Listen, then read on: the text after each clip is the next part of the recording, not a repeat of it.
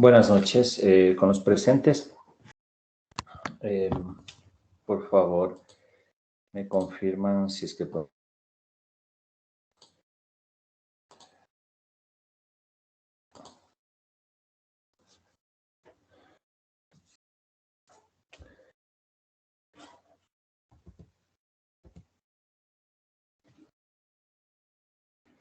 Por favor, buenas noches. ¿Me confirman si pueden ver la imagen? Por favor, y si me escuchan. Buenas noches, doctor. Sí, sí se observa la imagen y también se escucha bien. Ya, muy amables, gracias. Bueno, buenas noches. El día de hoy vamos a continuar con los temas del módulo respiratorio. Como les decía, nuestro objetivo va a ser que ustedes conozcan como personales de salud el abordaje de las entidades más frecuentes de consulta en el servicio de emergencias, pero aquellas en las que son situaciones graves de pacientes críticos en las que ustedes tengan que intervenir en forma emergente. Vamos a enfocarnos un poquito más en el manejo. En este caso, el día de hoy vamos a ver la vía aérea en el asma grave, ¿sí? En el asma grave o en algo que nosotros conocemos dentro de medicina crítica, es un tema, un capítulo que se conoce como asma casi fatal. Pero básicamente nos vamos a enfocar el día de hoy en la vía aérea, ¿no? El manejo farmacológico lo veremos en un segundo tiempo, debido a la extensión de esta patología. Como les decía, nos vamos más a enfocar en el abordaje, ¿no? ¿Qué hacer cuando nos llega el paciente, ¿sí? Porque la fisiopatología, el resto de etiología, factores de riesgo y demás de esta enfermedad, eh, ya muchos de ustedes lo conocen, lo manejan, pero como les dije, quisiera que ustedes se armen de las herramientas para que sepan cómo abordar, ¿sí? Un paciente con un asma grave o un asma que esté en franca insuficiencia respiratoria, y de esa forma sepamos cómo canalizar este tipo de pacientes. Entonces, continuamos. Entonces, la mayoría de exacerbaciones del asma, muchos de los pacientes son pacientes jóvenes, ¿sí? Es más frecuente en niños, pero existen pacientes que puede perpetuarse esta enfermedad, ¿no? Y el paciente lo tiene muy claro, el paciente sabe que es asmático, sabe qué medicación usar, y muchas veces el paciente puede tener una crisis en su domicilio y él sabe qué conducta tomar, ¿no? Muchas mamacitas incluso a sus niños ya los nebulizan previamente antes de asistir a buscar ayuda médica. Y si es un paciente adulto, él ya usa su inhalador, ¿no? Que frecuentemente lo usa como rescate en sus estados agudos. Entonces, normalmente estas crisis de asma pueden solventarse con medicación, ¿no? Sean betagonistas, anticolinérgicos o corticoides, igual de uso sistémico. Muchas de estas crisis pueden evitar que progresen a algo muy grave, ¿no? Entonces, existe poca frecuencia de estas crisis en las que haya o que tenga que haber una intervención de la vía aérea, un abordaje invasivo de la vía aérea. No es tan frecuente, pero cuando ocurre, debemos saber cómo actuar ante esta situación. Son, como les decía, un porcentaje realmente bajo de aquellos que llegan a este capítulo que se conoce como asma fatal, pero muchas veces este capítulo puede llegar a ser fatal en el paciente. Por eso es que dependemos de minutos y de tomar decisiones objetivas, ¿sí? El momento del abordaje de este tipo de pacientes. Dentro de lo que se refiere a la fisiopatología del asma, como ustedes conocen, ¿sí? Las exacerbaciones graves van a tener hechos directamente desde el punto de vista fisiopatológico, ¿no? Lo que como pueden ver en la gráfica, lo que va a suceder básicamente va a ser una broncoconstricción severa, que esta básicamente va a impactar en la mecánica pulmonar en provocar, ¿sí? Una resistencia severa al flujo de aire. Sobre todo va a ser al flujo expiratorio, es decir, el paciente no va a poder sacar el aire, ¿sí? Y en este caso va a incrementar el espacio muerto a nivel pulmonar. Otra de las características es que va a haber un importante edema de la luz bronquial, lo que va a disminuir en este caso la luz, y esto va a exacerbar esta resistencia a la expiración, ¿sí? Va a haber una constricción exagerada, ¿sí? Del músculo liso bronquial y también se va a traducir en un incremento importante de las secreciones. Entonces, va a manifestarse de esta forma, el paciente va a presentar tos, ¿sí? Va a presentar esa dificultad para expirar, obviamente va a traducirse en disnea, ¿sí? Desesperación del paciente, sed de aire, muy marcada dependiendo de la severidad de la crisis, ¿sí? Esto también va a traducir directamente un incremento en la presión intratorácica, ¿sí?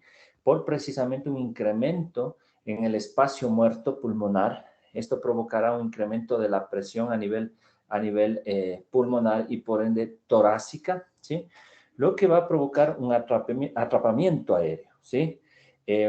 Esto provocará que el paciente en respuesta a esta disnea, a esta hipoxemia, ¿sí? Haga mayor trabajo respiratorio, ¿sí? Al incrementar el trabajo respiratorio, al hacer tiraje subcostal, al incrementar las presiones intratorácicas, al hacer tiraje supraclavicular, al usar musculatura accesoria, el paciente lo que está haciendo es incrementando las presiones a nivel torácico. Como les habíamos mencionado ya en algún momento, otros mecanismos fisiopatológicos, en el momento, por ejemplo, cuando habíamos hablado de dar bolsa mascarilla o el momento de dar bolsa a nivel del paciente que se encontraba intubado, les había dicho que es importante conocer que no es cuestión de que demos más veces o con más presión, ¿sí? En este caso, la presión en el ambú para poder suministrar, en este caso, hacer una ventilación adecuada. El hecho que hagamos 5 o 6 veces seguidas no significa que va a tener una repercusión directa en la oxigenación del paciente. Al contrario, esto va a ser sumamente perjudicial, precisamente por este mecanismo fisiopatológico. Algo muy parecido ocurre. Al incrementarse las presiones a nivel intratorácico, va a provocar que haya algo que se conoce una disminución de la precarga. ¿Qué va a ocurrir? Va a incrementarse la presión a nivel intratorácica. Esto va a aumentar presión sobre la aurícula derecha, lo que va a provocar un vaciado de la aurícula derecha hacia la vena cava, ¿sí? Va a haber un flujo retrógrado y de esta forma va a disminuir la volemia, ¿sí? Entonces va a ser un impacto hemodinámico en el paciente y por ende, si usted le está saturando al paciente, la oxigenación se va a ir al piso. Y otra consecuencia va a ser que el incremento del aumento de las presiones va a incrementar la poscarga, es decir, el incremento de salida del ventrículo izquierdo. Entonces, todos estos cambios hemodinámicos, productos del incremento de la presión intratorácica, van a tener una repercusión no solo ventilatoria en la mecánica pulmonar, sino también en su estado hemodinámico, en este caso en el estado hemodinámico del paciente. Por todos estos mecanismos puede haber una depresión de catecolaminas, ¿sí? En situaciones de exacerbaciones prolongadas.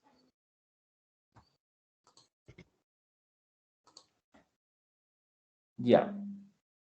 El objetivo de esta charla, como les había dicho, es abordar a aquellos pacientes en los que estén en franca insuficiencia respiratoria, en aquellos pacientes que estén con mayores, ¿sí?, signos y síntomas de severidad. Ahora, como les decía, la mayoría de pacientes muchas veces ni llegan al servicio de emergencia o quizá llegan a la consulta privada o llegan a busca de servicios de salud, ustedes como profesionales de salud, pero existe un número más reducido de pacientes que a pesar de las medidas ya terapéuticas tomadas o el uso de su medicación habitual, han perpetuado o han persistido los síntomas. Entonces, cuando nosotros que el objetivo de esta charla es, cuando nosotros vamos a tomar la decisión de invadir la vía aérea o usar ventilación, ¿sí?, mecánica invasiva en este tipo de pacientes. Entonces, existe clínica, ¿sí?, que nos va a hacer tomar, el diagnóstico va a ser clínico básicamente, cuando nosotros vamos a tomar esa decisión de que se trata de un paciente con asma casi fatal o un paciente que corre riesgo de su vida en ese momento. Entonces, los asmáticos van a presentar una dificultad respiratoria, ¿sí?, muy marcada dentro de lo que se refiere a los signos y síntomas que podemos ver en nuestro paciente, pero no existe un protocolo o no existen guías establecidas que nos diga a este paciente usted le va a intubar, ¿sí? Pero sí existen, ¿sí?, parámetros clínicos y de laboratorio incluso, que nos van a orientar cuando un paciente está en extrema gravedad o un paciente que puede tolerar una terapia de rescate que podría revertir este cuadro. Entonces, la evaluación clínica, ¿sí? Importa mucho la apariencia del paciente, ¿sí? Los signos vitales, la monitorización de nuestro paciente, ¿sí?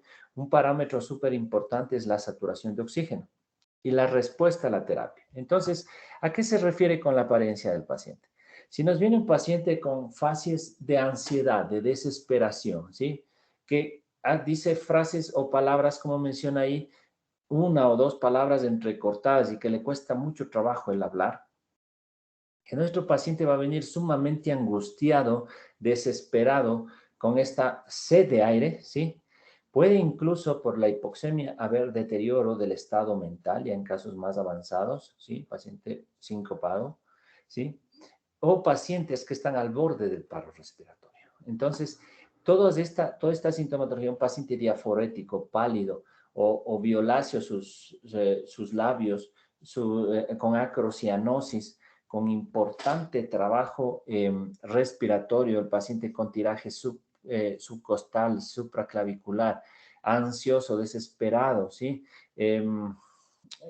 O con disminución del sensorio, ¿sí? Producto de la oxigenación. Por eso es que cuando nuestro paciente llega por falta de aire, esto se convierte en una emergencia. ¿Qué es lo primero que tenemos que hacer? Ya, si se trata de un paciente grave, debemos abordarle como un paciente, ¿sí? De acuerdo al protocolo ATLS, A, B, C, D del trauma, ¿no? Entonces, vemos la vía aérea, ¿sí? ¿Cuál es la posible causa? En este caso, nosotros no sabemos directamente si se trata de un paciente asmático, pero en este caso es el tema, ¿no? Pero puede ser otra etiología que haya desencadenado la disnea, que es el motivo de consulta por el que va a venir este paciente. ¿Sí? Entonces, ya una vez que hemos monitorizado este paciente, vemos que se encuentra desaturando 80, 75, 78, ¿sí? Ya vamos a ver qué conducta vamos a tomar, pero en este caso, como habíamos visto en el abordaje de los pacientes, si un paciente desatura, oxígeno, ¿sí? Oxígeno, y dependiendo si la desaturación o la saturación de oxígeno es muy debajo de 85, 84, el paciente de seguro va a necesitar flujos altos de oxígeno. Entonces, como ya habíamos revisado en algún momento, podemos usar la mascarilla de no reinhalación, esa que tiene la bolsita, sí, esa nos va a dar un mayor flujo o FiO2 de oxígeno. Si este paciente se encuentra violáceo, cianótico, está cerca de perder la conciencia, debemos darle un flujo alto, ¿no? De ser posible tener lo que habíamos mencionado, una cánula de alto flujo o una mascarilla tipo Venturi con esa manguera un poco más gruesa. Estos dispositivos son los dispositivos de alto flujo, los que van a ofrecer mayor cantidad de oxígeno hasta determinar qué es lo que le pasa a nuestro paciente. Vamos a ver el momento del examen clínico en nuestro paciente, que va a estar en un caso muy extremo o severo. Va a haber una hiperinsuflación, una hiperinflación, ¿sí? Dinámica del tórax, ¿sí? Puede que nuestro paciente, una vez que lo manejemos con invasión de la vía aérea, debemos tener cuidado de incrementar el espacio muerto con la ventilación mecánica, que ya les voy a comentar algo, ¿sí? Y solo cuando se considere clínicamente necesario, es decir, si nuestro paciente está desaturando, ya le ponemos oxígeno, no nos responde, con importante trabajo respiratorio, habíamos dicho, frecuencias cardíacas mayores de 30, respiratorias, frecuencias respiratorias mayores de 30, frecuencias respiratorias menores de 10, intubación, ¿sí?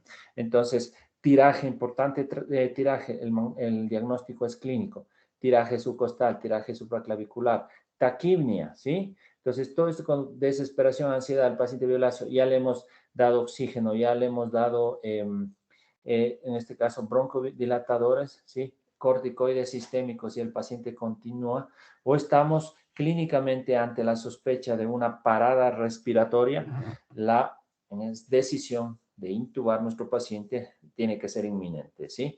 Porque el paro respiratorio y quizá el paro cardíaco se vendrá muy rápidamente. Entonces, eso es lo que tenemos que tener en cuenta en cuanto al abordaje inicial de este paciente con asma severo, ¿no?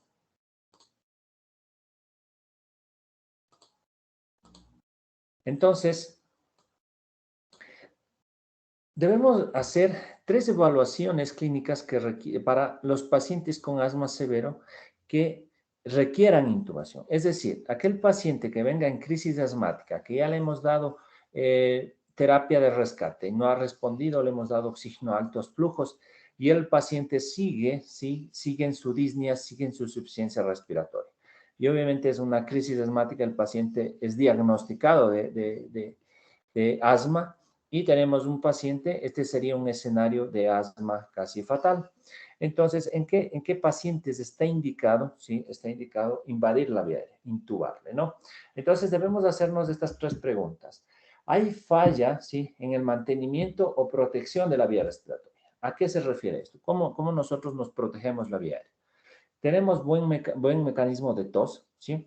La tos es un mecanismo protector de la vía aérea. ¿Puede el paciente deglutir en forma adecuada? Sí.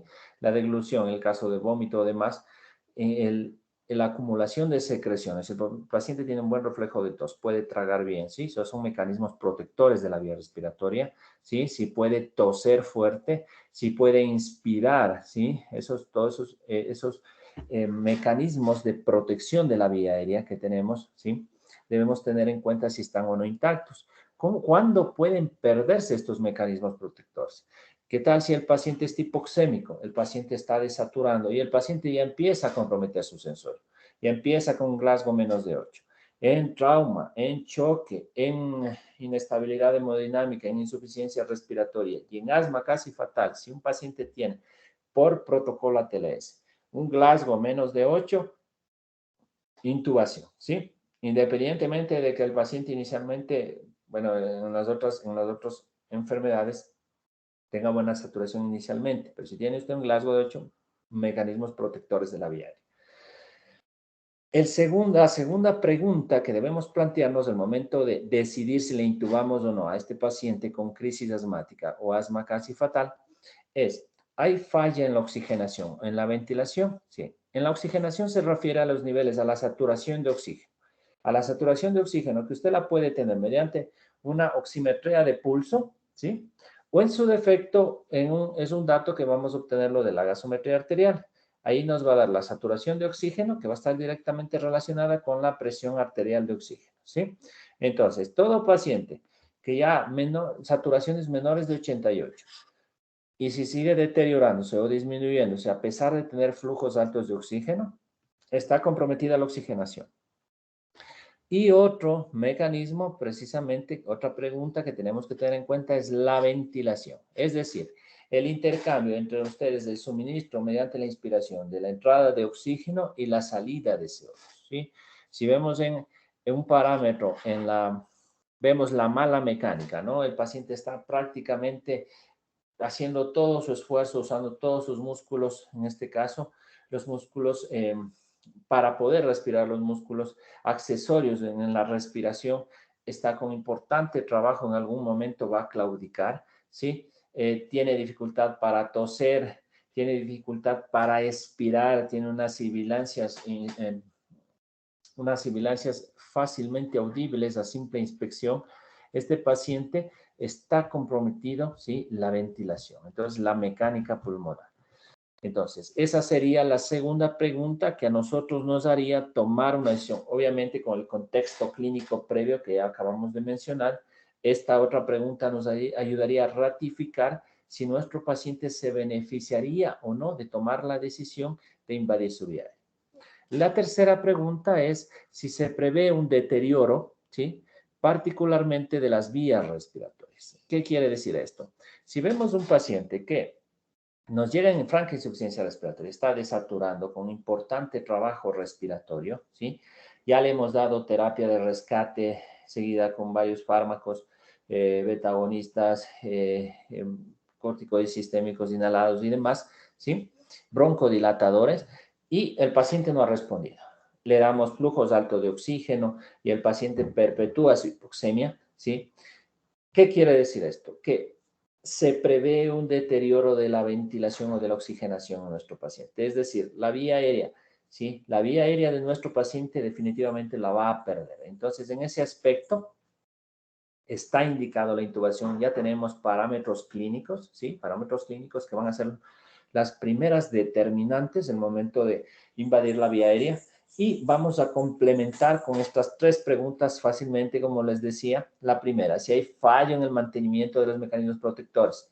si hay fallo en la oxigenación y la ventilación. Y la tercera es si preveemos un deterioro particularmente de la vía respiratoria. Entonces, lo que tenemos que nosotros como médicos, si es que tenemos el paciente con un asma casi fatal, en un paciente en franca insuficiencia respiratoria, un estado agudo de dificultad respiratoria, evitar que el deterioro sea continuo, ¿sí? Es decir, si ya vemos que nuestro paciente en unos minutos o en el tiempo que hemos estado dando el abordaje, de acuerdo al manejo que está indicado en este tipo de pacientes, y el paciente no mejora, perpetúa su hipoxemia, demasiado trabajo respiratorio, tenemos que actuar, ¿sí? Tenemos que actuar. Debemos de evitar llegar a la hipoxemia grave. ¿Qué quiere decir eso? El paciente empieza a desaturar, 80, 70, 60. El paro cardíaco, el paro primero, lo más probable es que si desatura en esa forma, el paciente ya está en paro respiratorio. Y si la hipoxemia se mantiene, el paro cardíaco es inminente. La hipoxemia le va a llevar a arritmias cardíacas o en su defecto al paro cardíaco súbito, ¿sí? Entonces debemos de estar preparados para todo eso. No solo tendremos que intervenir la vía aérea, sino tendremos que iniciar el ERCP, ¿no? La reanimación cardiopulmonar, dar todos los ciclos y demás, pero básicamente como de acuerdo al algoritmo de la ACLS, lo que tendríamos que hacer es solventar la causa. En este caso va a ser la hipoxemia. Entonces no debemos esperar tanto o ser muy permisivos en este tipo de pacientes que no responden a las terapias iniciales, que permitir que desature tanto porque podrían ser esas las consecuencias. Entonces debemos tomar acciones previo al paro respiratorio inminente, es decir, no llegar a ese punto y recién empezar a planificar las cosas. Entonces debemos estar alertas y tener precisamente todo listo, todo organizado para si tenemos que intervenir la vía aérea en forma emergente, debemos hacerlo. Entonces aquí ustedes pueden ver ya aquí como mediante laringoscopía directa está introducido el tubo endotraqueal. Esto es lo que ustedes deben ver el momento del abordaje de la vía aérea. Son las cuerdas bucales, normalmente son más nacaradas, son más blanquecinas, ¿sí? Son en forma de triángulo. Y usted lo que tiene que ver es que el tubo atraviese las cuerdas bucales. Esa es una forma de garantizar que lo intubamos. Ya vamos a revisar intubación endotraqueal, secuencia de intubación rápida, que es lo que usamos en estos pacientes. Bueno, esta imagen es de una intubación nasotraqueal, ¿no? Que se puede usar en otras situaciones, en otros escenarios. No sé si con ustedes, sí, ya revisamos, me parece vía aérea difícil. Se puede usar también. Y debemos tener en cuenta cuando el paciente es incapaz de mantener el esfuerzo respiratorio, ¿no? Entonces el paciente está tan cansado, está tan hipoxémico que no logra solventar en este caso la oxigenación ni la ventilación.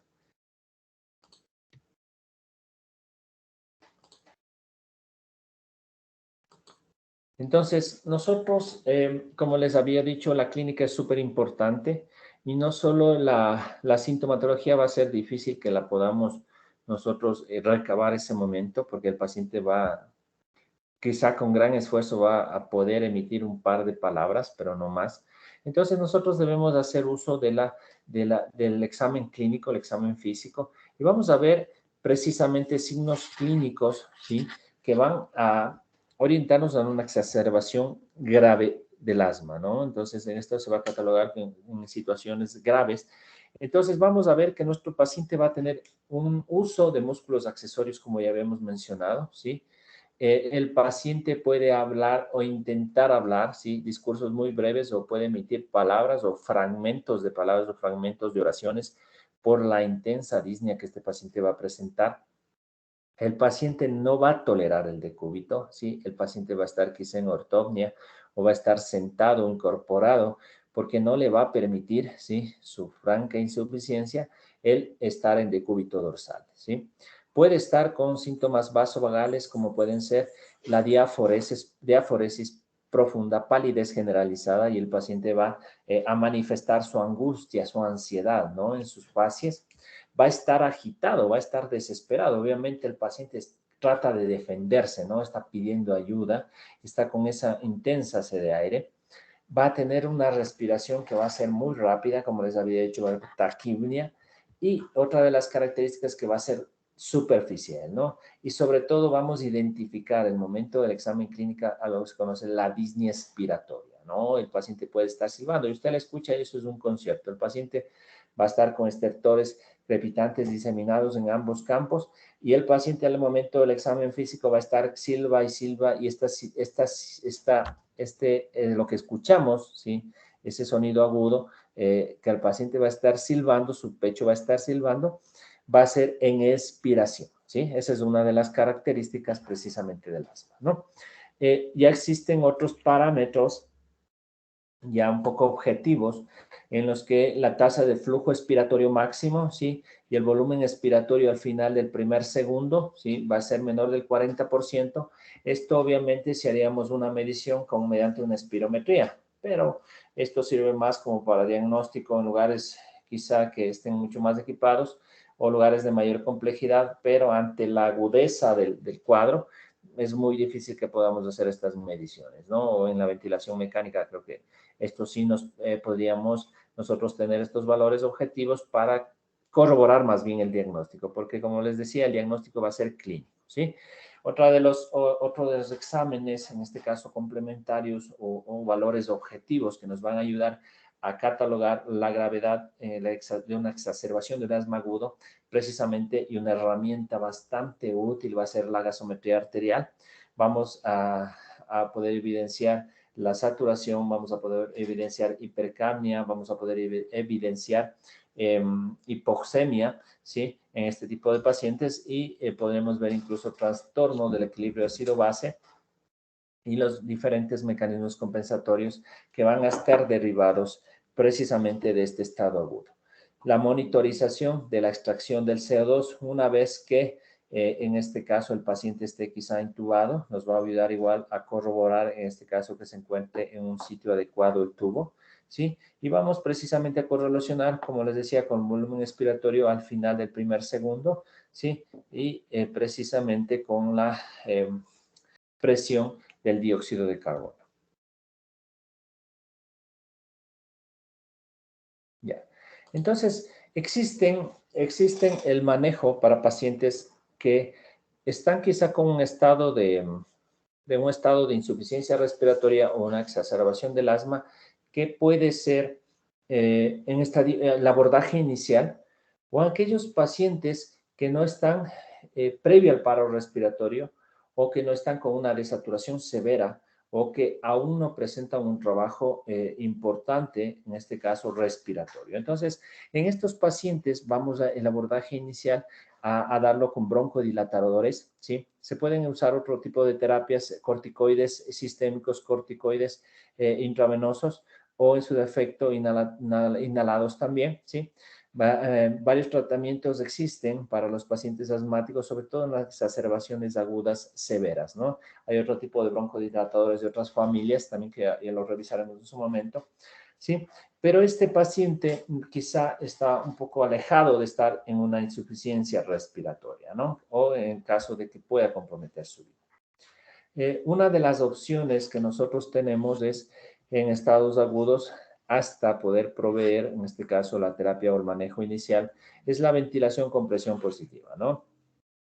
O la ventilación mecánica no invasiva, ¿sí?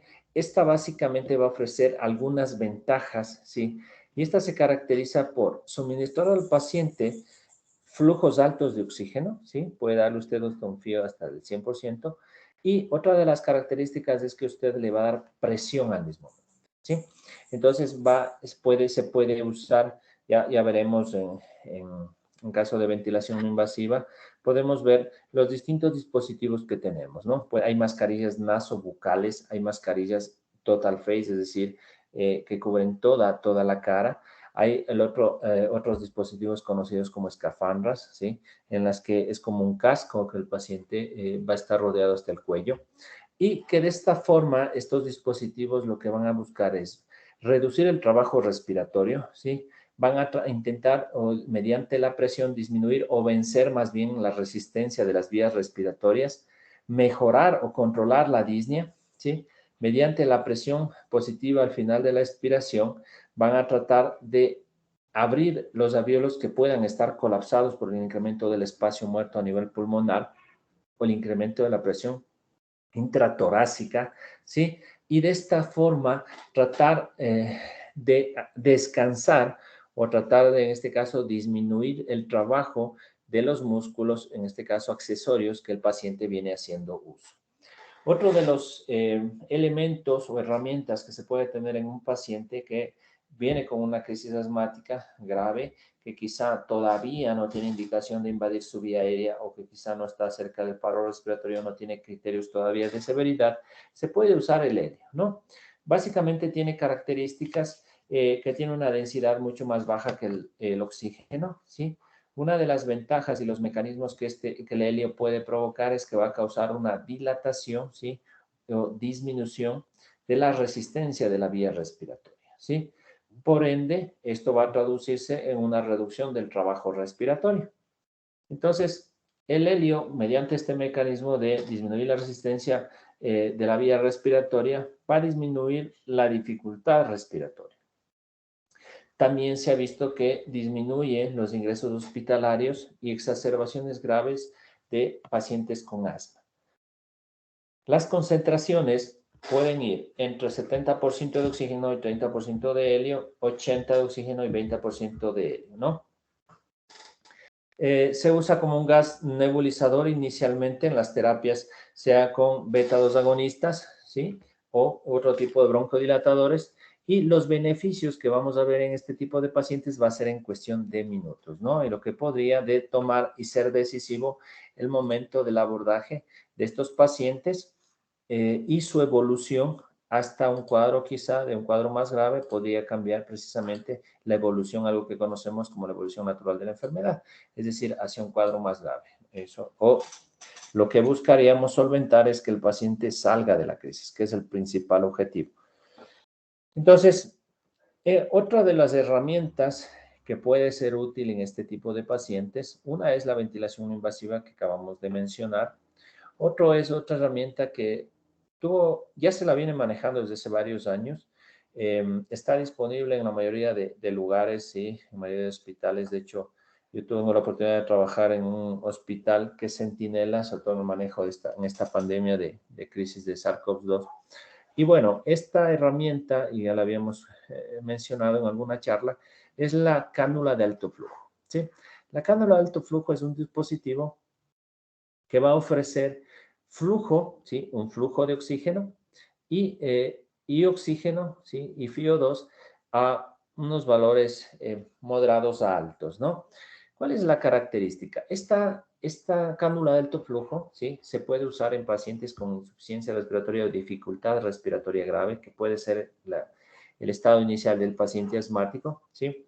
En pacientes que están con importante hipoxemia, ¿sí?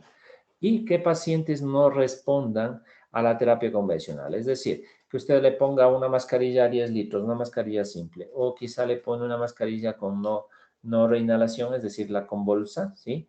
A un flujo alto, o lo que habíamos hablado, la mascarilla con la manguera gruesa, a eso se conoce como la mascarilla tipo Venturi, ¿sí? O esas mascarillas ofrecen flujos altos, ¿no? Y a pesar de esa ayuda, el paciente continúa desaturando. Para estas opciones, para este tipo de pacientes, tenemos precisamente la cánula de alto flujo. ¿Cuál es la función?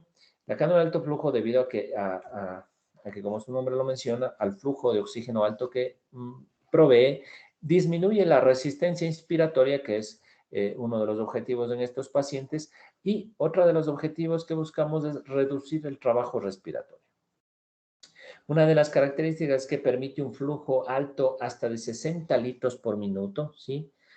Y de esta forma nos permite eliminar o que haya un mejor intercambio de CO2. Otra de las funciones que va a tener la cánula de alto flujo es disminuir el espacio muerto, que es uno de los principales problemas que tiene el paciente con crisis asmática, ¿sí?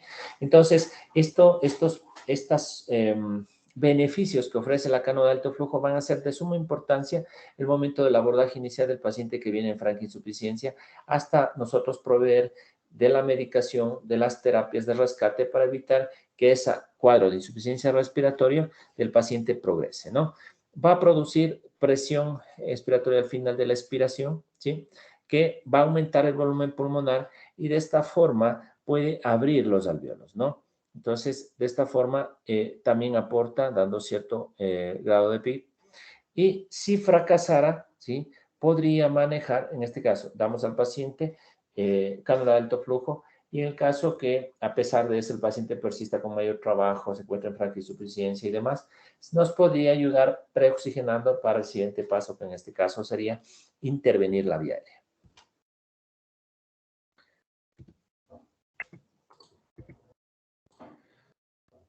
Bien.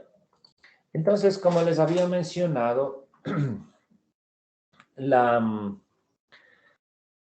objetivo de esta charla era conocer en el paciente con asma casi fatal o en paciente con franca insuficiencia respiratoria, a qué pacientes nosotros vamos a invadir la vía aérea o vamos a usar un dispositivo avanzado de la vía aérea. Entonces, o el paciente que se va a beneficiar de ventilación mecánica invasiva.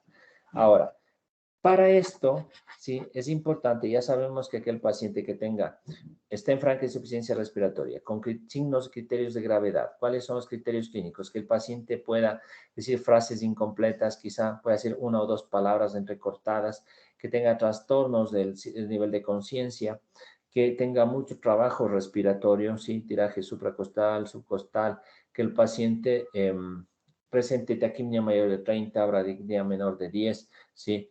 Todos estos parámetros clínicos de saturación marcada o que el paciente esté con ya síntomas vagales muy comprometidos. Y esto asociado, ¿sí? Asociado a complementarios, como les decía, una hipoxemia severa de saturación y demás, el paciente cumpliría criterios para invadir la vía aérea. Entonces, bajo esa premisa, estos pacientes se beneficiarían de un manejo avanzado de la vía aérea. Ahora, para eso, sí, nosotros debemos conocer cuál es la mejor opción. Una de las mejores opciones en este tipo de pacientes, obviamente con ciertas implicaciones, es la intubación de secuencia rápida. Sí, la intubación de secuencia rápida tiene ciertas indicaciones, tiene ciertas implicaciones el momento del abordaje del paciente en franca insuficiencia respiratoria. Entonces, la intubación de secuencia rápida vamos a decir que es una aplicación simultánea, ¿sí? De un relajante neuromuscular, un agente de inducción, para permitir una parálisis muscular en el paciente, una pérdida de conciencia, ¿sí? Con el objetivo de abordar la vía aérea. Entonces, básicamente, eso es la intubación de secuencia rápida, o es lo que vamos a hacer en la intubación, o los objetivos de la intubación de secuencia rápida. Entonces, la intubación de secuencia rápida tiene indicaciones, ¿no? Entonces, la intubación de secuencia rápida va a estar indicada en aquellos pacientes que tengan una incapacidad para permitir, ¿sí? Tener en este caso su vía aérea permeable. Como les decía, por deterioro del sensorio, una broncoconstricción severa, el paciente haya perdido la conciencia y haya vomitado, esté comprometida en este caso el primero y el segundo ítem del abordaje del protocolo ATLS del paciente, ¿no? La vía aérea y la ventilación. Entonces, esa sería una de las primeras indicaciones. Otra podría ser el riesgo de broncoaspiración, ¿no? Si existe una obstrucción, el paciente, sí, nuestro paciente, normalmente esta intubación de secuencia rápida está extrapolada para los pacientes. En el caso, ciertas modificaciones por esta pandemia para SARS-CoV-2, para COVID-19, o en general, existen distintos escenarios y el asma casi fatal o el asma, en este caso, en la crisis asmática severa, es otro de los escenarios donde usamos esto. Por eso es que nos menciona, ¿sí? En aquel paciente que hay incapacidad para conservar la permeabilidad de la vía aérea o en aquel paciente que haya un riesgo, ¿sí? De broncoaspiración. ¿En qué situaciones? En situaciones de abdomen obstructivo, es decir, el paciente está en un abdomen obstructivo, va a empezar a vomitar, hay el riesgo que la vía aérea se pueda perder o pueda aspirar a nuestro paciente. Para aquellas situaciones en las que el paciente tiene que ser sometido a un procedimiento quirúrgico, o en este caso el paciente con asma grave, y que haya tenido un ayuno incompleto, ¿sí? ¿Qué quiere decir esto? Que el paciente comió y luego le dio la crisis de asma. Pues eso es súper complejo. Al menos desde el punto de vista, nosotros manejamos los pacientes graves. Normalmente las guías de la vía aérea están muchos hechos por los profesionales de anestesia. Pero ¿cuál es la diferencia? Que muchas veces los profesionales de anestesia, ellos manejan pacientes estables, ¿sí? Y muchas veces ellos hacen unas evaluaciones que obviamente las pueden hacer con pacientes despiertos. ellos pueden hacerlo, como ya habíamos revisado en la vía aérea difícil. ¿Qué tal si el paciente, si se prevé una vía aérea difícil y el paciente se puede suspender el procedimiento, se revierte la relajación neuromuscular, se despierta el paciente y se suspende el procedimiento? Lamentablemente, en emergencia, lamentablemente en cuidados intensivos, si nuestro paciente, o viene el paciente con la crisis asmática y el paciente viene previo, cerca al paro respiratorio, me puede decir, vea, señor, regrese después que haya pasado unas 4 horas de comer, ¿no? Es imposible. Tenemos que abordar esa vía aérea. Entonces, esta intubación de secuencia rápida es oportuna en este tipo de pacientes. En situaciones de embarazo, ¿sí? En situaciones de quemaduras de la vía aérea, en la que la vía aérea, nosotros ya habíamos revisado, podría perderse, ¿sí? En cuestión de minutos, o podría evolucionar a un edema de la vía aérea y luego sea imposible abordar esta vía aérea. En situaciones de hernia hiatal por el reflujo, ¿sí? En situaciones de vía aérea difícil, ¿sí? Que se prevé de vía aérea difícil, entre otras situaciones. Entonces, las indicaciones serían, estas que les acabo de mencionar, ¿sí? Habría mayor riesgo en la inducción y en el despertar, ¿sí? Del paciente. Se salió. Ya. Durante la intubación de emergencia, el riesgo de aspiración, sí, que es uno de los principales, en este caso, ítems que en estas guías lo presenta, y precisamente es algo que ellos toman en cuenta mucho, ¿sí? Sobre todo los profesionales en anestesia, ellos tienen mucho en cuenta el ayuno en estos pacientes. Pero como les digo, el escenario en nosotros es diferente y eso no tiene tanta relevancia desde el punto de vista como prerequisitos, porque lamentablemente, si bien es cierto, es un factor de gravedad desde el punto de vista para el abordaje de la vía aérea, pero lamentablemente no podemos cambiar eso, ¿no? El escenario, si nos viene un paciente que ha comido previamente, tendremos que tomar las decisiones, ¿no? Un paciente que pueda tener laringes incompetente, ¿sí?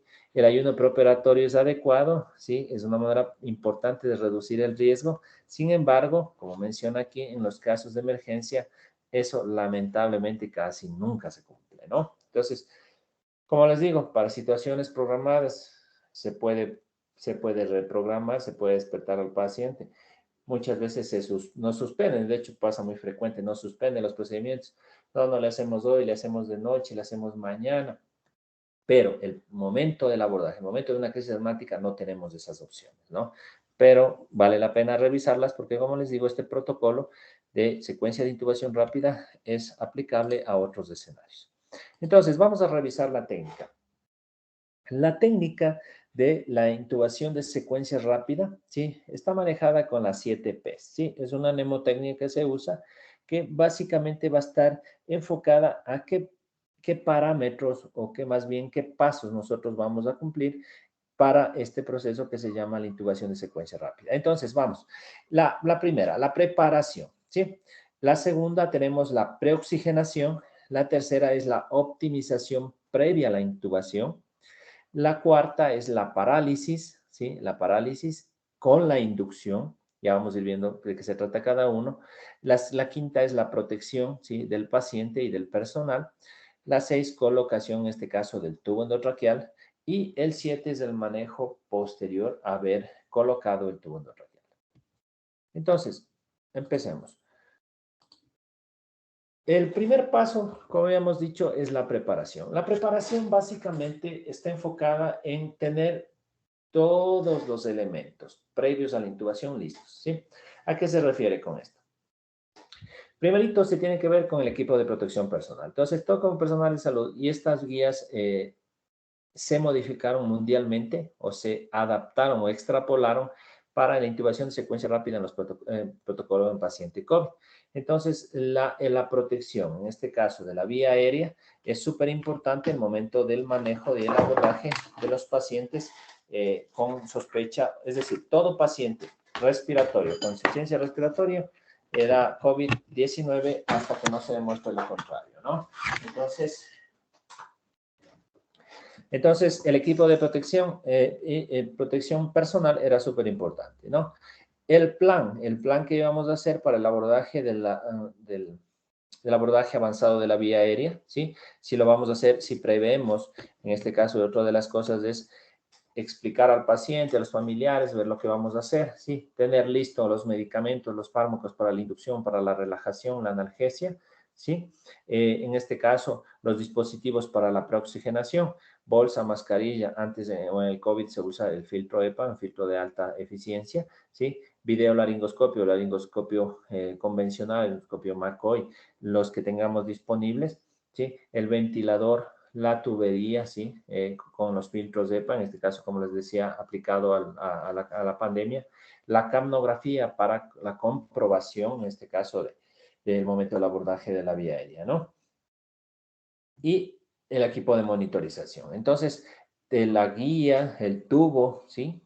El que la succión esté lista, el laringoscopio, que la pila funcione, todas estas cosas debemos tener listas porque el momento que empecemos con el proceso, no podemos empezar si no tenemos las cosas listas. Es decir, si el laringoscopio no vale, la pila no está bien, no tenemos, qué sé yo, la guía, no se puede empezar con el procedimiento. Entonces, todo tiene que estar a punto, todo tiene que estar listo para poder iniciar. Por eso la preparación es el primer paso de las 7 P's y se la debe cumplir. Por eso es que debe ser en forma ordenada. La siguiente P es la preoxigenación, ¿sí? La preoxigenación, como habíamos visto en manejo de la vía aérea difícil, la preoxigenación es una ventaja que nosotros tenemos para poder eh, ir hacia el abordaje de la vía aérea, ¿no? Entonces, la preoxigenación nos va a dar a nosotros tiempo valioso para tomar decisiones y para el abordaje de la vía aérea. Ya habíamos mencionado que una adecuada oxigenación o una adecuada preoxigenación, ¿sí? De 3 a 5 minutos va a garantizarnos a nosotros, ¿sí? Que el paciente mantenga una saturación o nos va a dar tiempo para poder abordar la vía aérea entre 5 a 8 minutos. Entonces, por eso la preoxigenación es de suma importancia. Hay que tener algo en cuenta. En los pacientes con SARS-CoV-2, los pacientes con COVID-19, lamentablemente la afectación pulmonar que estos pacientes tienen en la poca reserva pulmonar, era casi imposible aplicar una preoxigenación a estos pacientes. Si le llegaba al paciente saturando 60, 70, usted le daba preoxigenación, el paciente no pasaba de 65, 70, 80, ¿sí? No espere llegar a valores sobre 90, que eso no va a ser muy complejo por el contexto del paciente. Eso puede pasar algo similar en los pacientes con asma severo, un asma casi fatal, por la resistencia o por el mecanismo fisiopatológico que habíamos hablado en los pacientes con precisamente con asma, ¿sí? En los que va a haber una obstrucción de la vía aérea, una broncoconstricción severa, secreciones, edema de la vía aérea. Entonces, para la preoxigenación podemos usar el dispositivo bolsa mascarilla, ventilación no invasiva, podemos usar la cánula de alto flujo, pero yo les recomendaría la mascarilla y el dispositivo de bolsa mascarilla, como ustedes pueden ver en la fotografía, ¿sí? Si el paciente permanece hipoxémico, ¿sí? Podemos usar una válvula de PIP, hay estos dispositivos, es decir, que va a dar mayor presión para permitir una mayor apertura, en este caso alveolar, ¿sí? Y mayor presión en el momento de dar la oxigenación. Podemos usar otro dispositivo que podemos utilizar, es precisamente la cánula orofaringea o nasofaringea, que va a permitir o evitar que la lengua caiga hacia atrás y no permite una adecuada oxigenación. Eso es importante, sí. Hiperextender también, obviamente, en el caso del paciente que no sea trauma, nos va a permitir que esté permeable la vía aérea. Esto va a mejorar, sí, la oxigenación. Otra de las cosas es mantener un adecuado sellado en C, como ustedes pueden ver en la fotografía. Evitar fugas también va a garantizar que hay una buena oxigenación. Flujos altos de oxígeno, ¿sí?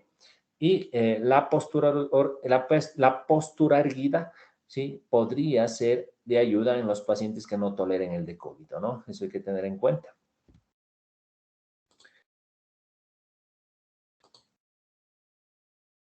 Ya. Eso con respecto a la segunda P. Con respecto a la tercera P, ¿sí? Posterior a la preoxigenación, vamos a la optimización previa a la intubación. ¿A qué se refiere con la optimización previa a la intubación? Muchos de los pacientes, el momento de la administración de los fármacos o con todos los procedimientos invasivos que vamos a hacer, pueden tener una repercusión hemodinámica. Es decir, muchos de estos pacientes, ¿sí? Secundario a los fármacos o las acciones que tomemos, van probablemente, ¿sí? A hipotensarse, a taquicardizarse, a tener un impacto hemodinámico, ¿sí? Con tendencia a la hipotensión. Por eso es que podemos tomar medidas de optimización previa a la intubación, como menciona ahí. Una es la administración de bolos, ¿sí? ¿Sí? De soluciones isotónicas que pueden ser solución salina o lactato Ringer entre 500 cc a 1 litro, podría ser, dependiendo del compromiso hemodinámico, ¿sí? Se recomienda no tanto volumen en los pacientes con distrés severo, ¿sí? Pueden usar, esto es muy frecuente, usan bastante los médicos de anestesiología, que es la fenilefrina, los 100 microgramos, o nosotros, normalmente, en cuidados intensivos, en manejo del paciente crítico, no se recomienda los bolos de vasopresores, ¿sí? Lo que recomendamos, sí, es el volumen y si ya el paciente necesita un vasopresor, iniciamos la infusión de vasopresor. Eso al menos desde el punto de vista de nuestras guías como médicos de medicina crítica. Ya, eso con respecto a la tercera P. La cuarta P tiene que ver con el parálisis, la parálisis para la inducción. Entonces, una vez, ¿sí? Una vez en la secuencia de intubación rápida, entonces iniciamos al paciente, ¿no? Entonces, una de las características de la intubación de secuencia rápida es precisamente 3 fármacos vamos a utilizar.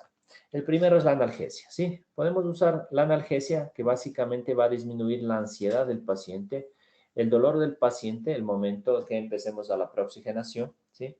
El segundo fármaco que vamos a usar es la sedación, ¿sí? Es decir, vamos a usar un fármaco que va a haber inconsciencia en el paciente, va a dormirlo al paciente para que no pase y va a provocarle una amnesia de ese momento, ¿no? Para que no guarde todo ese escenario, ¿sí? Entonces podemos usar benzodiazepinas, ¿sí? O barbitúricos no se recomienda, ya vamos a ver qué vamos a usar, ¿sí? Pero el segundo eslabón, el primero es la analgesia, el segundo eslabón es la analgesia, ¿sí? Es la sedación, perdón. Y la tercera, ¿sí? Es en la tercera P, vamos a colocar en este caso ya el relajante, ¿sí? El relajante neuromuscular. En este caso, le vamos a revisar que el más recomendado es la succinilcolina, ¿sí? O en su defecto, si está contraindicado o no está disponible, podemos usar el bromuro de rocuronio, ¿no? A las dosis de la succinilcolina de 2 miligramos kilo intravenoso o el rocuronio podemos usar a una dosis de 1 miligramo, es suficiente, miligramo por kilo. En la analgesia podemos usar, en este caso, ¿sí?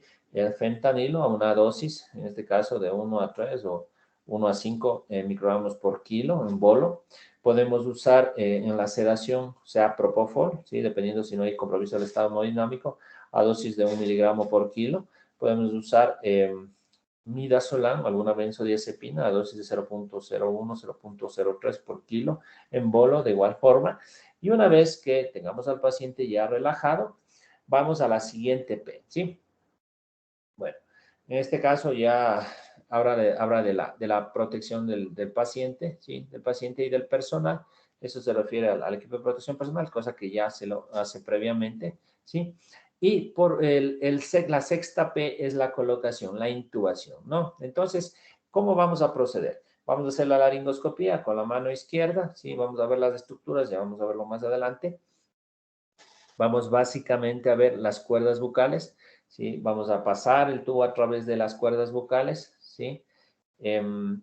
¿Cuánto vamos a introducir? El tubo podemos introducirlo entre 19 y 22 centímetros. Normalmente lo que se recomienda es, si tienen un tubo, para una mujer, tubo 7, para un varón, tubo 8, ¿sí? 7 o 7,5, ¿sí? Si no tienen 8, le ponen 7,5. ¿Y cuál es una mnemotecnia para que ustedes sepan cuánto del tubo introducir? ¿Sí? Muchas veces el meter mucho el tubo, ¿sí? Puede provocar algo que se conoce como intubación selectiva. No es que mientras más el tubo metamos va a ser mejor. Claro que nos va a ayudar a que no se salga el tubo, que es otro riesgo, ¿no? Que vamos a ver. Pero que usted tenga el tubo, ¿cuánto debemos introducir? Si le pone un tubo a una damita, a una mujer, un tubo 7, le multiplica por 3, 7 por 3, 21. Entonces, ¿cuánto tiene que meter ese tubo? Hasta 21. Ahí se debe fijar. Si es un hombre 8 por 3, 24, entre 23 y 24 centímetros estaría bien, ¿no? Y por último, la última P de esta intubación de secuencia rápida es el manejo post-extubación. Entonces, una vez que ya introdujimos el tubo con la guía, retiramos la guía, desinflamos el back o el manguito, ¿sí? Confirmamos que el tubo esté en la vía aérea. ¿Qué dice la normativa? ¿Qué dicen los protocolos? Un detector de extracción de CO2. Eso es súper básico. Lamentablemente, en nuestra realidad hay que ser también realistas, no se dispone, ¿sí? Pero se usa mediante la auscultación. Debemos auscultar primerito a nivel del estómago, ¿sí? Si es que empieza a burbujear en el estómago, probablemente esté en la vía digestiva. Si no se escucha nada ahí, empieza, ¿no? Empieza la auscultación, los focos auscultatorios en ambos emitórax, ¿sí? Y de esta forma podemos comprobar. Otra forma de comprobar que el tubo esté correctamente colocado es el empañamiento, ¿no? Si está en la vía aérea, el tubo se va a empañar, ¿no? Después de precisamente comprobar que el tubo esté adecuadamente colocado, ¿sí? Vamos a conectarlo al ventilador, ¿sí? En este caso, como les decía, son guías relacionadas con el SARS-CoV-2. Vamos a usar un filtro EPA, que es el filtro de alta eficiencia, ¿sí? Y posterior a eso, vamos a asegurar, en este caso, el tubo endotraqueal, que ya nos va a ayudar en este caso el personal de enfermería o el personal de terapia respiratoria. Y por último, vamos a dar la programación, en este caso del ventilador, en su defecto, de acuerdo a la necesidad. Pero hay que tener en cuenta, ¿sí?, que sobre la colocación del tubo, muchas veces en los pacientes con COVID, ¿sí?, o incluso en los pacientes asmáticos con asma severa, muchas veces tenemos que garantizar que el tubo está en la vía aérea, porque muchas veces la oximetría de pulso no nos va a orientar mucho. Hay muchos profesionales que piensan que si ya está intubado, el paciente va a saturarles 100 o 90 y algo. Lamentablemente, si eso es lo que ocurriera en lo caso ideal, en otras patologías.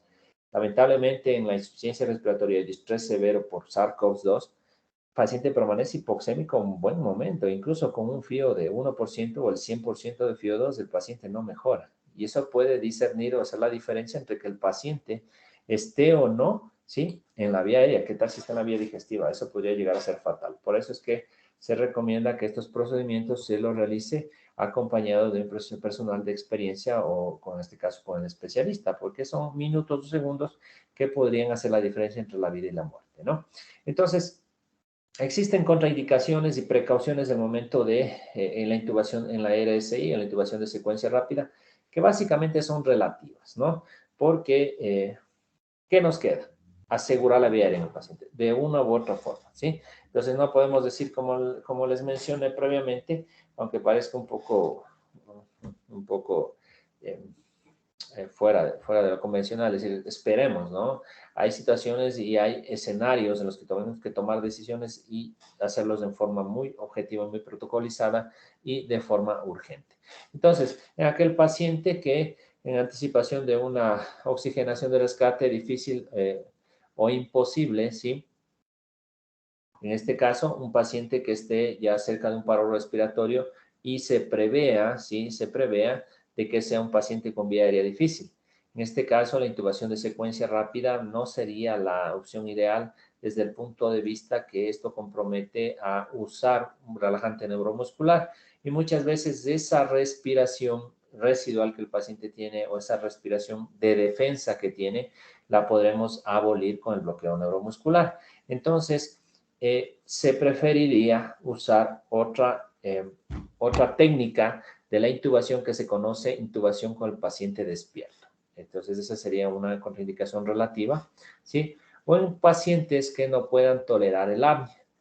Esto tiene que ver también en los pacientes obesos, ¿sí? En los obesos mórbidos, que normalmente la vía aérea es una vía aérea compleja, ¿sí?, en la que se debe tomar otras medidas, otros dispositivos de ayuda para el momento del abordaje, ¿no? O el paciente que usted le relaja, piensa sus mecanismos de defensa y cae en hipoxemia y puede terminar en una parada cardíaca, ¿no? Entonces, hay que tener mucho en cuenta esto, la preoxigenación, todos los pasos, las 7 P's que acabamos de revisar son básicas en el momento del manejo y el abordaje del paciente con insuficiencia respiratoria, sobre todo en el asma severo, en el asma fatal, casi fatal, perdón, el momento del enfoque. Entonces, la intubación de secuencia rápida, a modo de resumen de lo que habíamos mencionado, el enfoque va a estar dado para un paciente que vamos a determinar que necesita ser intubado, está exhausto, ¿sí? No tiene reserva fisiológica, un alto riesgo de paro respiratorio, ¿no? Ya les había mencionado la preoxigenación, de lo que hablamos, ¿sí? Garantiza tiempo para poder intervenir a vía aérea, ¿sí? Va a requerir ventilación con presión positiva, ¿sí? En cuanto a esto, ya una vez que hemos abordado el paciente, ya está intubado, está dormido, una de las cosas que tenemos que tener en cuenta, y ya les prepararé una charla de la programación básica del ventilador. Eso es súper importante, que muchas veces, a veces tenemos enfrente un ventilador y en lo personal me pasó cuando recién incursioné en la medicina crítica. Yo tenía experiencia manejando la emergencia y un día me dijeron, vaya, cuidados intensivos. Era chino, ¿no? Entonces, chuta, y no tenía nadie que me oriente, pero sí vale la pena que, como ustedes, personales de salud, en algún momento van a estar en contacto con un ventilador, valga la pena que sepamos la programación básica. Créanme que eso es muy útil, ya van a salvar la vida de un paciente, ¿no? Entonces, sí es súper oportuno, hasta que busquen a alguien, algún profesional que tenga más experiencia o un especialista en la rama, para que precisamente haga los ajustes necesarios, pero al menos de esa forma ustedes ya dieron el manejo inicial a este paciente. Entonces, en el paciente, específicamente el paciente asmático con asma severa, debemos programar un volumen tiral normal, ya veremos cómo programarlo, pero una forma puede ser de 4 a 6 cc por kilo, ¿sí? Por kilo de peso, el peso ideal, que hay una fórmula para poder sacarlo, ¿sí? Una frecuencia estimable, ¿sí? Normal, una presión inspiratoria final de respiración, que normalmente se recomienda que no sea muy alta, ¿no? Una fisiológica va de 5 y la cantidad de oxígeno la mayoría que sea posible.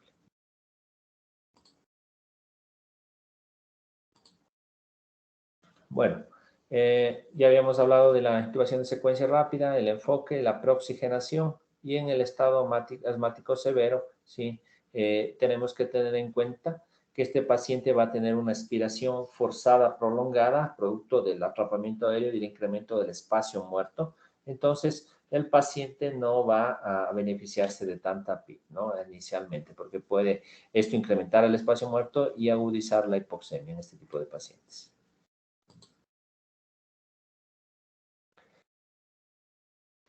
En cuanto al posicionamiento del tubo endotraqueal, lo que habíamos hablado, sí, el tubo endotraqueal, sí, podemos tomar medidas de 7 a 8, 7 para mujeres, 8 para varones, se puede usar incluso de 9, sí, de 9 milímetros para un hombre, que normalmente quedaría bastante bien. Se recomiendan tubos un poco más gruesos, precisamente para disminuir la resistencia de la vía respiratoria. Eso normalmente sería útil, sí. Hay algo que se conoce como maniobra de Selig, en la que hay una presión a nivel de la tráquea, que no está protocolizada, no está recomendada, ¿sí? Dentro de lo que se refiere por los estudios y demás, pero es una maniobra que es útil muchas veces, que nos permite visualizar mejor la vía aérea, sería la utilidad. Pero básicamente una de las utilidades descritas que no están, al menos tan recomendadas, porque no se ha visto tanta efectividad desde el punto de vista, es que la presión cricoidea, es decir, a nivel del cartílago cricoides, esto disminuye, ¿sí?, el riesgo de aspiración, ¿sí?, o evita en este caso que el estómago se distienda, se llene de aire, y de esa forma, de esa forma pase aire, se distienda el estómago y puede haber reflujo o vómito. Entonces, pero normalmente, como les digo, no está protocolizado, no se ha visto en este caso que haya tanta efectividad en esa maniobra, ¿no? Pero como les digo, para poder observar la vía aérea sí estaría indicado. El pretratamiento, sí, debe ser como un paso complementario de lo que habíamos hablado en cuanto a la prevención en la hemodinamia o en el impacto que vaya a tomar en el caso de la inducción con los fármacos. Entonces, de lo que les había mencionado, en cuanto a la inducción, existen algunos fármacos, ¿no? La inducción se refiere a analgesia, sedación y relajante neuromuscular en la intubación de secuencia rápida. Entonces tenemos algunos agentes, entre ellos tenemos la ketamina, ¿sí?, que en este caso es indicada en los pacientes con asma porque va a dar a razón de un broncodilatador, no va a tener compromiso hemodinámico y se lo recomienda, esté indicado en los pacientes con asma severa. están contraindicados o no se deberían usar los barbitúricos y el tiopental, porque estos liberan histamina y pueden causar broncoconstricción y podrían agudizar en este caso este cuadro. El propofol es una buena opción en los pacientes que no tengan inestabilidad hemodinámica, ¿sí? Y también tiene manera de broncodilatador. En la intubación de secuencia rápida, la ketamina tiene una dosis de 1 a 1.5 miligramos kilogramo y el propofol que habíamos mencionado de 1 miligramo por kilo sería lo adecuado, ¿no? Posterior, iniciamos con la analgesia o damos en este caso los sedantes y posterior a eso damos inmediatamente después del tiempo de acción, damos en este caso el relajante neuromuscular. Como les decía, puede ser succinilcolina entre unos 5 a 2 miligramos por kilo, pero tener en cuenta, sí, la succinilcolina está contraindicada en situaciones de hipercalemia, sí, enfermedades neuromusculares, situaciones de rabdomiólisis por el contexto de la hipercalemia, quemaduras, enfermedades cerebrovasculares, sí. En este caso, la opción sería el bromuro de rocuronium, dosis de 1 miligramo por kilo. El manejo de la postintubación, en el caso de estos pacientes, la ventilación es un poco compleja en este tipo de pacientes porque muchas veces puede haber un compromiso, sí, hemodinámico, cardiovascular, por lo que les mencionaba del aumento de la presión intratorácica, incrementos del espacio muerto, incrementos de las presiones transpulmonares, sí. Puede dar situación de barotrauma por el esfuerzo que hace el paciente o por el desacople ventilatorio. Por eso es que se recomienda que en este paciente ¿sí? Se dé una adecuada analgesia, una adecuada sedación y en casos más graves o de mayor gravedad, la relajación neuromuscular. Les diría bien para que exista un adecuado acople ventilatorio y de esa forma nosotros podamos manipular, en este caso, las concentraciones de dióxido de carbono para disminuir la acidosis respiratoria o corregir la hipoxemia, que es el objetivo de la intubación en este tipo de pacientes.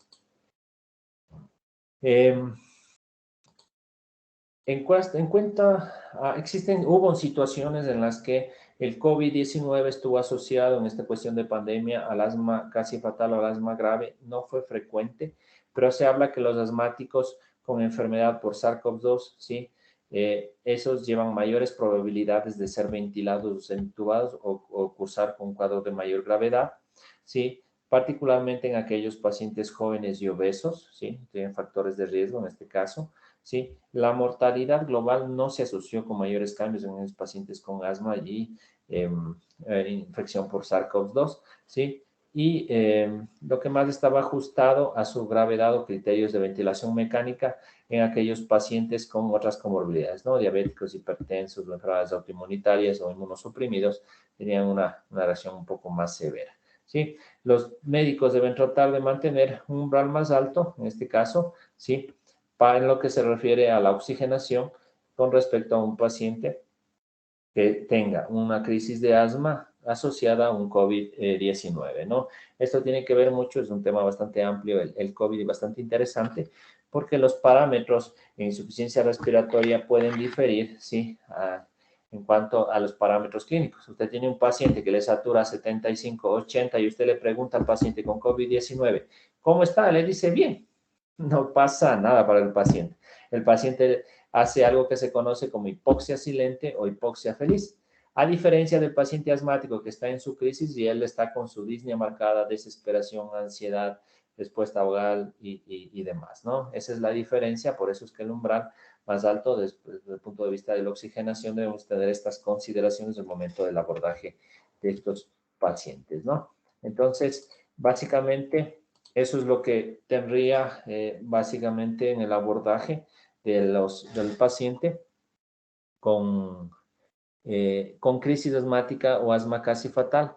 Bueno, aquí hay un video de que más o menos un paciente más o menos en franca insuficiencia respiratoria, entonces de lo que habíamos mencionado, ¿no? La intubación de secuencia rápida, a ver, no sé si parece que no les compartí todavía. Ya. Entonces ahí tenemos al personal de salud, ¿no? El equipo de protección personal.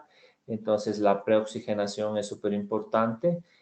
A esto ya una vez que tengamos visto todos los elementos para la intubación, ¿sí? El paciente esté monitorizado, que tenemos el filtro EPA, ese filtro es de alta eficiencia, ¿sí? Entonces tenemos algunos dispositivos del momento del abordaje del paciente. Hay el personal de salud, en el caso del COVID se recomienda solo 3 personas que estén en el momento por el riesgo de... Entonces aquí se hace un sello en C para evitar fugas y oxigenar al paciente, ¿no? La medicación, ¿sí? Entonces está la preoxigenación, la preparación, en este caso pasamos volumen, ¿sí? La preparación del paciente, le damos volumen, puede ser soluciones isotónicas para mantener la hemodinamia, ¿sí? Al mismo tiempo, el personal de enfermería nos ayuda con la inducción. La inducción empezamos con un analgésico, ¿sí? Con un analgésico, en este caso, como les decía, fentanil, o en su forma directa podríamos iniciar con la ketamina o el propofol, ¿no? El paciente, bueno, es el paciente que está en una taquicardia severa, no sabemos, lo más probable es que sea COVID, ¿no? Lamentablemente no marca la saturación ni el resto de signos vitales, cosa que no debería cumplirse así, ¿no? Una vez que ya tenemos, si puedo adelantarlo, una vez que ya tenemos la inducción, ¿sí? El médico, una vez que ya haya preoxigenado en forma adecuada, vamos a la intubación porque es lo que quiero que ustedes vean, ¿no?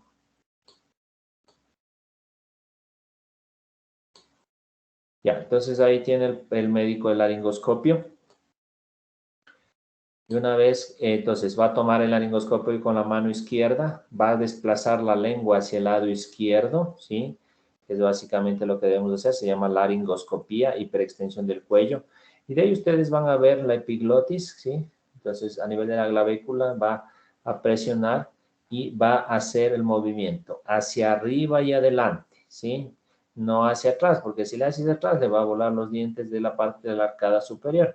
Entonces, ustedes tienen que dirigir en este caso en la dirección hacia el mango del laringoscopio. Entonces, a nivel de la clavícula debemos presionar, elevar la epiglotis hacia la parte de adelante, ¿sí? En esta dirección, hacia arriba.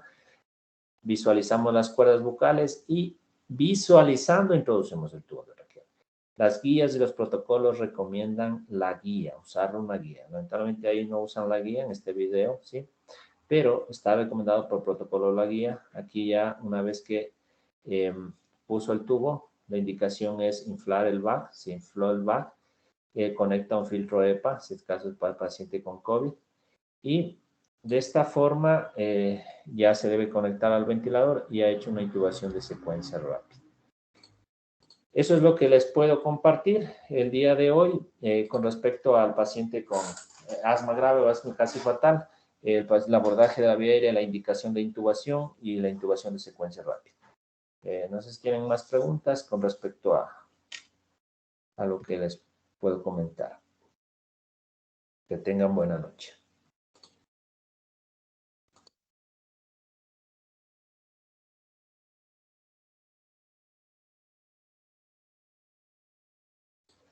Buenas noches. Gracias. Buenas noches. Buenas noches, profesor y compañeros. Una bonita noche, hasta la hora de costumbre. Gracias.